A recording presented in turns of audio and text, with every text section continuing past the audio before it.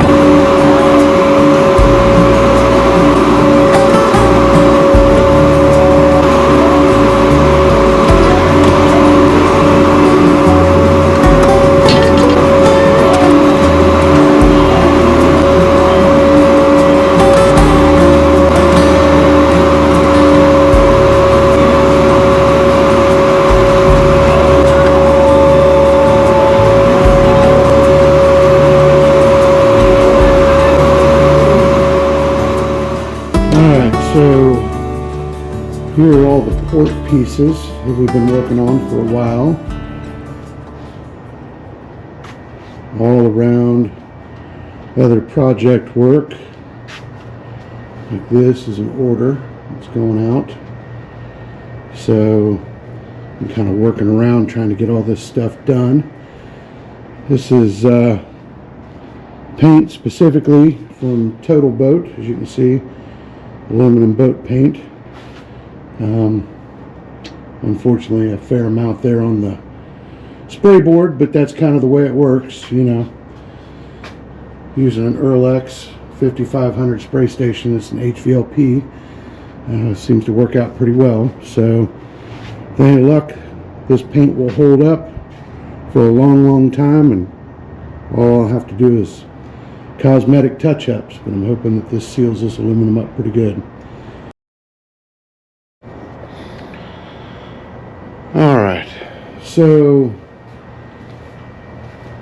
this was the morning's project.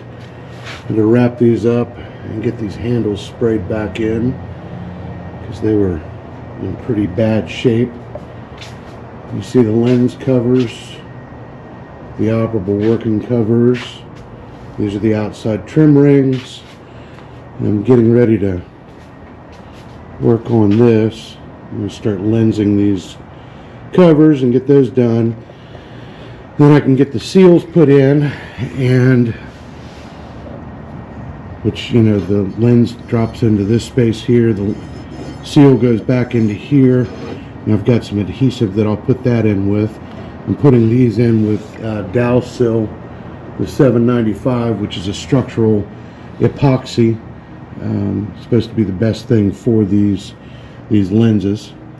So that's pretty much where we're at for now. I'll set the camera up so it can kind of watch as I work through these. So I'll do my best to keep in the frame because for whatever reason the front display screen is not turning on, and I don't know why, because you know my wife is the whiz with these cameras, not me. So I'm just trimming off this excess paper. Hopefully you can see that. So what I'm going to do is these things were cut so that they'd have a reasonable amount of play inside of the frame, because I want to center them up with an even gap around here, and then I want to backfill this gap with the silicone. So what I'm going to do now is mark these, cut that cover paper, peel that away, and then I need to look and see if I'm supposed to abrade these lenses before I use the sealant or not. So I'll check that out and get back to you.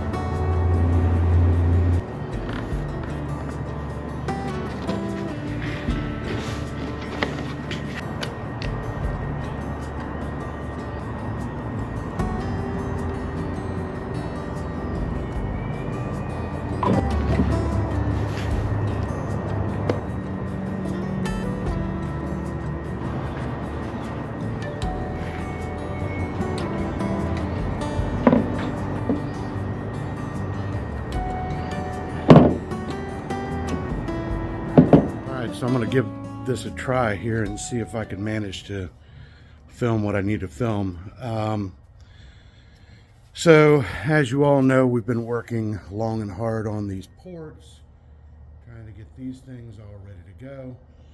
But in the process of that, you know, of course, everything's interlinked. So for example, these are the inner hatch rings, and in many places in the boat, there was an extensive amount of water damage to the woodwork. That's wall coverings and the support structure underneath and that sort of thing for the wall coverings.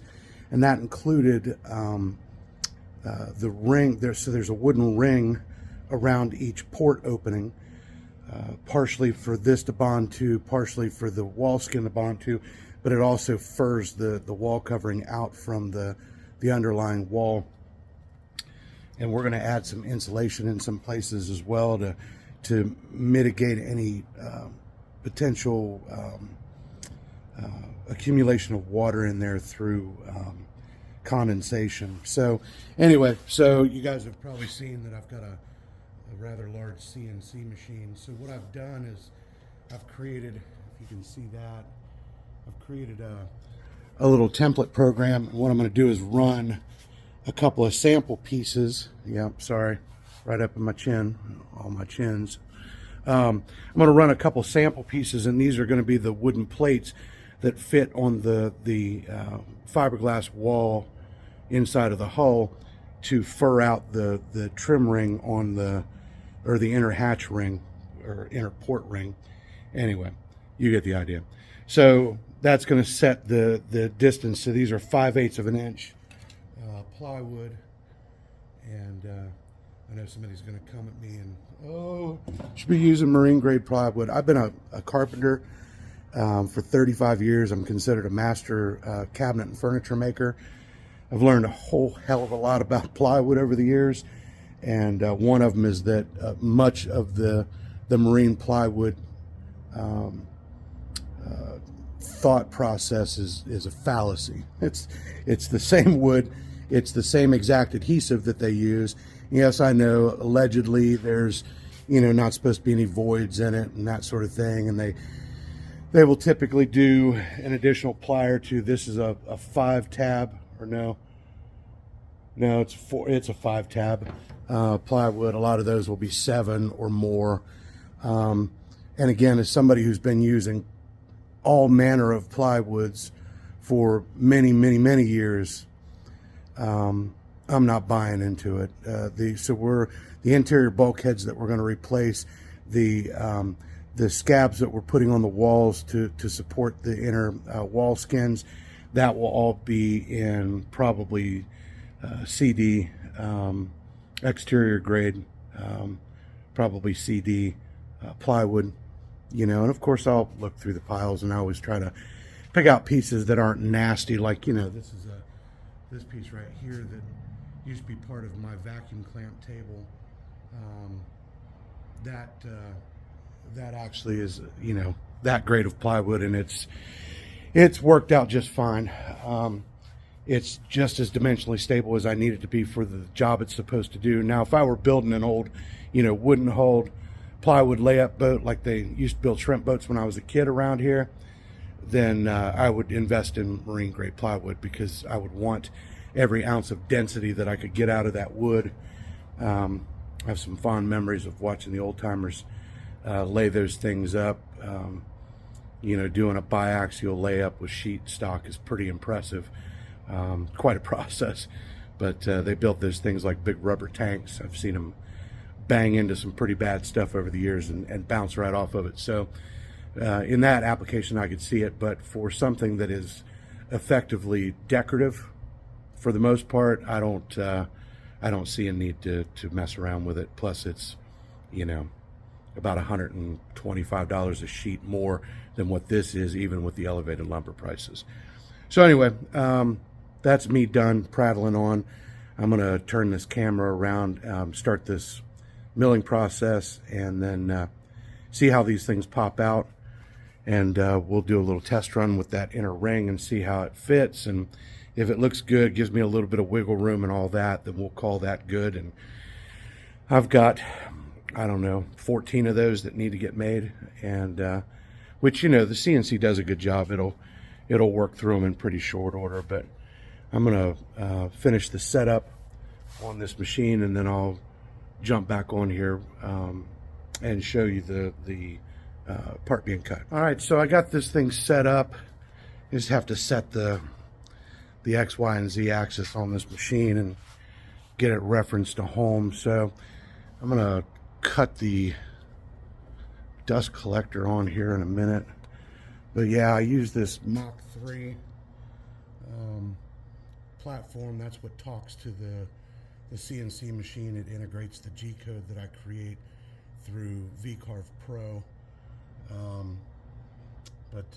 Not the cheapest thing to get into, but I use it pretty substantially with my woodworking business. I thought I was an old purist. I thought I'd never get into the computer era, but you know, you have to do it in order to stay competitive in the market these days. And you know, build cabinets off of this and all that. You can see the spoil board's got little grooves all in it from building cabinet parts. But yeah, anyway, somebody's going to object to something that I said there, but that's okay. That's your opinion. I struggled with it for a long time, and then finally crossed over to the dark side, I guess. So anyway, so the machine's set up. I'm going to go cut the dust collector on, and then I'll let you see the machine run. It's going to get noisy. So let's see how it does. Basically just got to start the cycle, and it starts reading through the code. And then over here you can see where the tool is moving. Look at it here.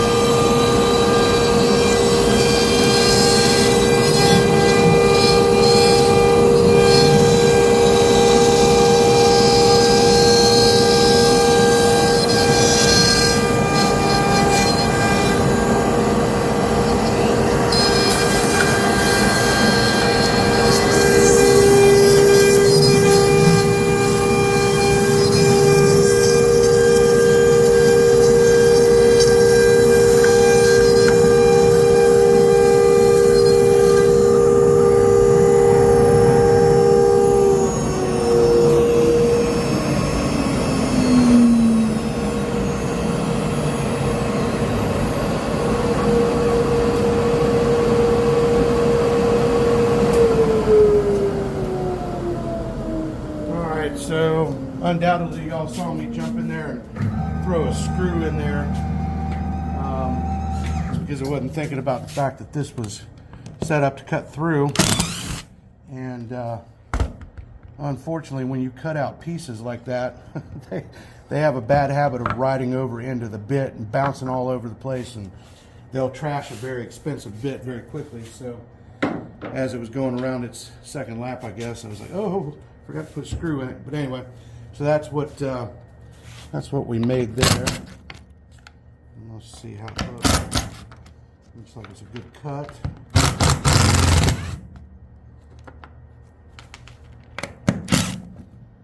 Oops. So, yeah. So essentially that is meant to allow that ring to sit in there, but we're going to have to up the size of that just a little bit. So that's why we do test cuts.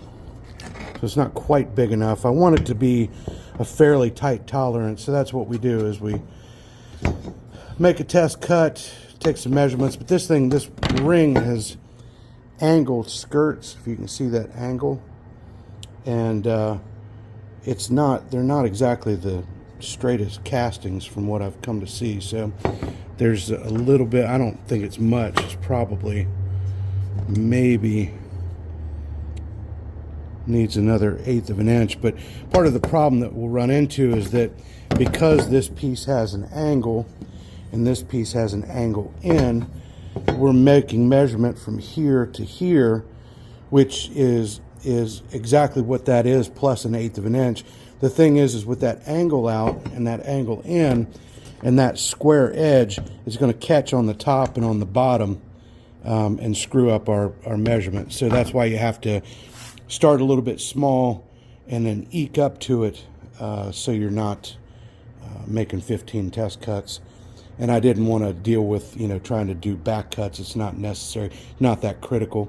I want areas for sealant to go in, and this will be bonded again to the hull on the interior, obviously, and this will be epoxied out, probably a couple coats of epoxy on it, but then it'll be adhered up there with thickened epoxy and held in place with a couple of screws until it bonds. And then again, this will be the surface that this mates into. We'll put a skin over it, plywood skin, 1/4 inch probably, maple or something of that nature, that'll also be epoxied up pretty good. And we'll bond those in, and then all that interior space will be getting painted with probably polyurethane paint of some sort. But anyway, so that's kind of what we're working on here. So that was our little test run, and again, fits well. The end-to-end clearance is just what I wanted it to be, just over an 1/8, right at an 1/8, as you can see. But we just need to open this width up, probably another, I'm guessing probably another 1/8 of an inch, because it'll go down there, but we're just a little bit close on that side. But anyway, I'm going to make an adjustment in the programming, and then I'll recut it, and we'll see where we're at.